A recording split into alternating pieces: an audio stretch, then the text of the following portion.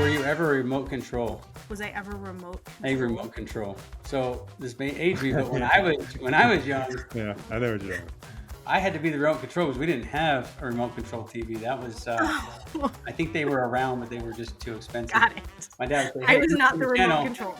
We It's had go turn one. the channel, and he'd say, "Stay there," and I would be a remote control. Welcome to Pulse 21, the podcast that, in 21 minutes or less, provides inspiration and insights from influential leaders who are guiding the restoration industry into the future. Stop working harder and start working smarter. So Michelle Blevins, we're excited to have her on our podcast today. I guess to get you started, is there anything else that I need to introduce you as? I need to probably talk about your bio a little bit. You should know it at this point. We've spoken together and done different things at this point, right? I can be you, you can be me, and off we go. I am the publisher of C&R Magazine. I bought it in July of this year. Well, July of 2021. How good does that feel to say? How good does that feel to say?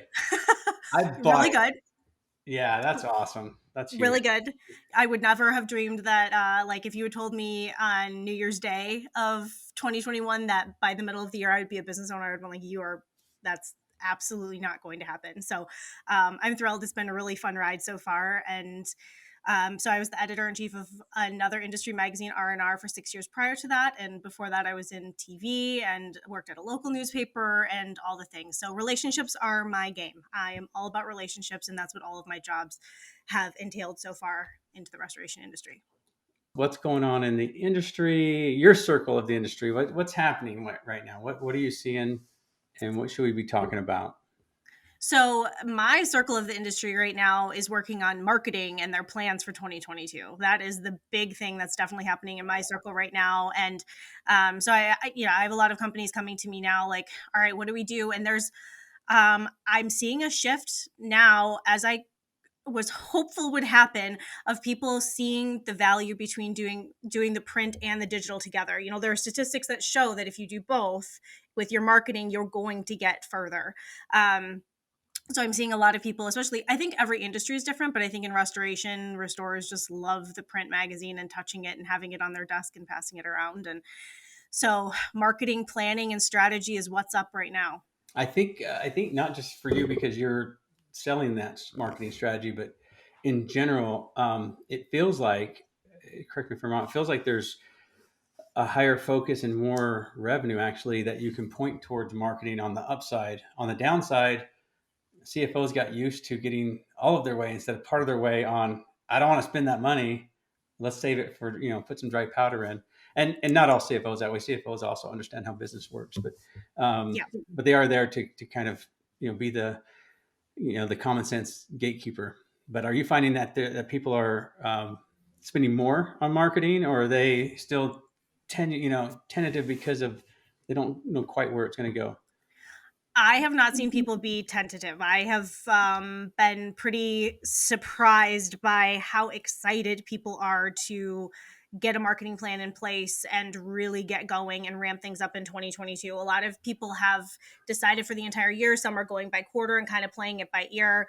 Kind of depending on the company, it can be difficult to plan for an entire year, right? Like maybe you're a software company, you might have something launching or whatever, and you don't quite know when that's going to play out. So, the strategies all vary from business to business, but I have not seen anybody holding back. It's, people are ready to be in the space and get back out there. And, our industry had a 2-year lull, like most did, with no shows and, kind of a drop in media and stuff like that. And so now there's like this renewed, like, all right, let's get back out there. Let's get that brand recognition back. Let's really start rebuilding our brands and get them in front of restorers. And so I think that that's the way things are going. Because even like the chemical companies, so many of them diverted to disinfection stuff, right? But a lot of them still have the mold remediation tools and stuff like that. So now it's kind of like figuring out, all right, COVID's kind of waning a little bit. Like disinfection is always going to be important, but we got to go back to a time when we were also promoting our other product lines and making it even. So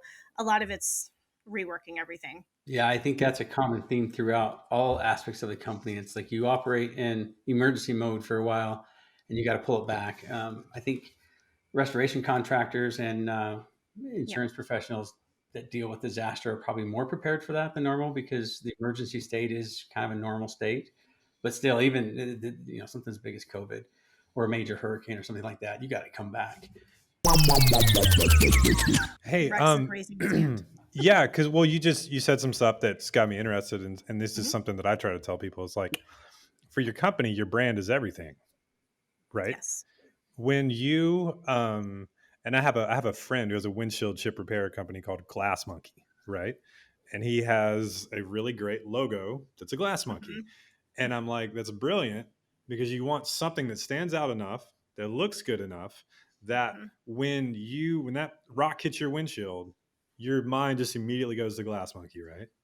Yep. So are you seeing companies like in the industry that do that, and you don't have to name any names, but I'm saying like who do you see that's doing that really well with like, or what are the steps and the techniques that people do with their brand really well? Or do you have any tips that you could give us about, especially with print and digital, side by side, that they can have for, this is how to do your brand marketing? Yeah, that's a really good question. And there definitely are some brands across the industry that do it well. And I think that the way that they get that brand recognition is first, it starts with that core design and having a really good cohesive design so people see that everywhere, right? But then it's consistency. Consistency is key. If you drop in here and do one little thing one Super month Bowl and ad, then for don't do, example. huh? A Super Bowl ad, for example.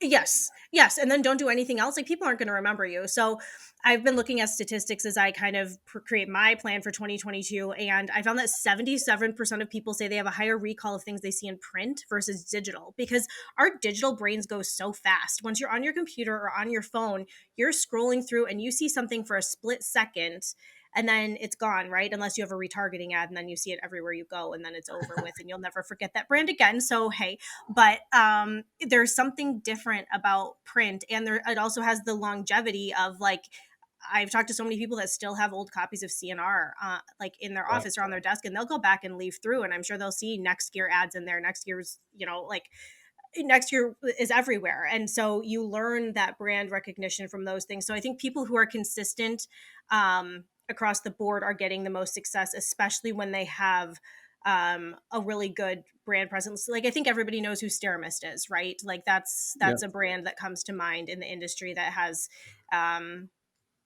a really good brand recognition. And I'm trying to avoid calling out like anybody that's gonna, like, I feel like anyway, that seemed like a safe one to call out. Yeah, I was gonna say, it's like, which of your kids is favorite, and then you forgot one, and they'll never, Yeah, for the rest of your life, they'll hold that over your head. So you got to be careful. they're unique, so that seemed safe to I say think that. there is a lot to be said for the consistent repetition. Yeah. The next gear logo is unique, and Yep. most people say next gear, they picture that logo in their head, and they picture people.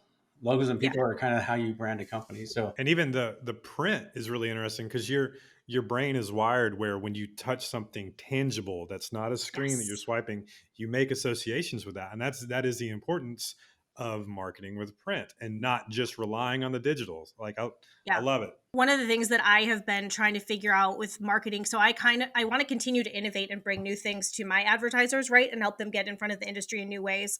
And one of my concerns over the last few years is list burnout, right? Like, I don't want to burn out my list. I don't want them getting constant emails from me and being like, ugh, unsubscribe. I am so yeah, tired of seeing CNR emails, right? I don't want it to get there. So it's a matter of, there are companies that do want those e-blasts and whatever, but that's, I don't know, is that something that's fading a little bit? Like, do we need to think of other ways to get in front of people? Our inboxes are so flooded, right? And now they've made it super easy right at the top. You don't even have to go to the website to unsubscribe anymore. It's like at the top in your email platform, it says you can unsubscribe. And so I think it's like being really careful of our contacts and our lists and sending quality stuff and well, it's like finding new if ways. you get an app and you sign up for notifications, you have to be really judicious in what you allow them to send. Yes. Not just because you don't want to be bothered, but because there's some content that you want. Yeah. And I find, like, with the sports apps and stuff, I'm getting so many that I just ignore all of it. Yeah. And then you've got the big red circle that says 142 on top of the little icon, and it drives my Cannot wife live crazy, that by way. the way, because she has to clean those off. I'm like, yeah, I don't know, I'll get to it later. That's But me. I do. I turn it off. I ignore all of it instead of seeing the Yeah. stuff I want to see. So, yeah, there's definitely an art to that. But Yeah. I don't know that it's fading because the bottom line is the things that you don't want to see in elections work. So you get more of it, Yeah. the negative stuff, the things that you don't want to see on the news, it works. It's, divisive and salacious, and it's what keeps our eyes coming back to us. Like anything that we, like, like cake, or whatever else that, sugar that you shouldn't be having if you're my body type. And it's, we have to be judicious. And so I don't know that's going out. I think what you said about print, though, that made me think of vinyl records. And I think print's so much more than nostalgia. But I think Mm-hmm. the younger generation's kind of starting to enjoy print. Yes. And you wouldn't have said that 5 years ago. And I think the older generations love print because that's how they grew up. And, it's just it's a form factor that you're used to. And so I do think there's a lot of merit to print. I don't think the other stuff is going away, but I do think if you do it wrong, you can be shut off and not even Yes. realize you're shut off because they're just dismissing you as opposed to even unsubscribing, but you're not getting your message through. I agree with that. And yeah, I don't think things are going away. So I found this Gary Vaynerchuk quote just last week that I thought was like, oh my gosh, that's it. He said, depth is far more important than width in a world where the width has just become completely obnoxiously loud and impossible to break through. Right? So quit You growing sound this like way. Gary there. How did you know that quote so well? That was really, yeah, It, depth versus width. so I think that that's the point in marketing, right? Like quit spamming and let's create some depth in it. Let's bring people value. That's where you're going to get traction and ROI and stuff. If you're bringing value and not just like, oh, I need to send something out so I get a few leads or I get a few customers, whatever. You need to give them something of value in that. And that's where you're going to get your ROI from. Would you just bring value? Somebody please effing bring value. I love Gary Vaynerchuk. He's a good guy. Yeah. He's fun to Yes. watch. Not around my kids. So going back to your younger generations, right? So people have probably already heard me say that like 95% of people under 25 read print magazines now. But I also found this stat last week of 92% of 18 to 23-year-olds say reading print is easier than reading digital. Really? I find that true, but I'm not 18 to 23, not even close. But right, I definitely find that to be true. If I'm trying to really digest something, I do a lot better if I'm turning the pages and actually reading it versus if I'm scrolling. Eventually, I'm like, uh-oh, I've been reading for like 5 minutes and I have no idea what I just read. Right. Yeah. What's something that you can offer the industry right now? Like, a service, advice, a platform, a voice. There's a lot of things that you can do, pick and choose from. But when we say what can you offer the industry right now, what comes to mind? Okay, so I think that that's twofold. So kind of on the C&R side, I love when restorers reach out to me and they're like, hey, I'm interested in writing, or hey, I'm passionate about this, or hey, our company just did this really cool job. Would you be interested in doing a case study? Like, I want to hear from restorers. I want to interact. I want to get to know more of them. So, I've had a number of restorers reach out to me already who are working on content for C&R, and I'm excited to give them that platform. So my goal with C&R is to be just like, my role is just this middle, right, between like the educators and restorers and educators. I'm just like this middle platform. So I want restorers to know that I am here. Reach out to me. If you're looking for information that you can't find and you don't know what direction to go, or you need an introduction or whatever, reach out to me. I'm happy to help. If you want to write about something, let me know. If there's a topic you think should be covered, but you don't want to write about it, let me know. Like, I am here and I want to hear about it. Okay. So then the second part of that is, my tips probably come best from the recruiting space, right? Since I worked with Wylander for 4 years as a chief recruiter, I know that Great this is a company. major. Big shout out. It's a great company. Mm-hmm. Keep going. Yes, people Sorry. can go back and watch the recording of the webinar that they did with you a while ago, but it's on the Next Gear website somewhere, I'm sure. About 9 or 10 months ago, it was phenomenal. Really good. We won't get into too much into that, but hiring is a big thing on everybody's plate right now. Retention. That was a good comprehensive webinar. Still available on our website. Yeah. So there's the biggest tip that I give people on that topic is don't be afraid to think outside the box. That's kind of where we're getting to. You need to always be hiring. And Scott, I don't know if you were there yet when at Violin's business planning, there was it's Kenyon Martin and now I'm forgetting his company's name, but he had these two-sided business cards. I posted it on the C&R Facebook page so people can go back and see it. But it was a two-sided business card, and you carry them in your wallet, and his entire staff has them. And it said something like, "Hey, thanks for the great customer service today. We're always looking for people to join our team. Give us a Yep. call." So you can like hand that out to a good server or a good cashier or good customer service person throughout your day. That's brilliant in Oh my yeah. mind. Like People that skills is how you transfer. recruit people. Yeah, I totally agree. People skills transfer. When you encounter a really sharp person, then why not let them know? Yeah, for Yeah, sure. I saw those business cards. Those were awesome. I know that's right. a restoration contractor that got a new worker from Domino's because he went to pick up his pizza and he was so impressed with just the way the guy handled himself at Domino's, giving him his pizza. He offered him a job and now he is working for him. I have to say, in my days of recruiting, when a company would come to me and need like an estimator or project manager and require Xactimate, I'm like,